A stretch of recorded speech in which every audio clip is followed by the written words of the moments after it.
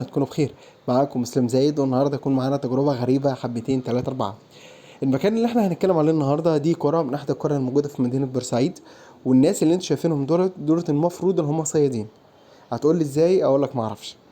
المهم انا شفت المنظر فروحت انا اتكلمت معاهم، فهم قالوا لي ان دي طريقه الصيد اللي معترف بالقريه دي هناك، ان هم بيصطادوا السمك، ان هم بيعملوا لهم الدايفنج، وهم بيمسكوا السمكه يحطوها في السبت اللي انتوا شايفينه ده، اللي هو عاملينه بالازايز بحيث ان هو تكون السمك حي وفي نفس الوقت في الميه. بصراحه هي كان كحركه او كتجربه انا اول مره اشوفها، فكانت بالنسبه لي كانت حاجه جميله يعني، كتجربه جديده واول مره اصورها. عشان كده كنت حابب ان انا اعمل لها فيديو واوريها لناس كتير. ممكن يكون ناس كتير ان عارف ان طرق الصيد المعروفه عامه بيكون اما مثلا طرق اللي هي صيد الصناره، ان واحد مثلا هو شخصيا ان هو ينزل يصطاد السمكه. دي ممكن ما تكونش مثلا معروفه كتير قوي في مصر. ولا انت ايه رايكم؟ انا هستنى رايكم على الفيديو.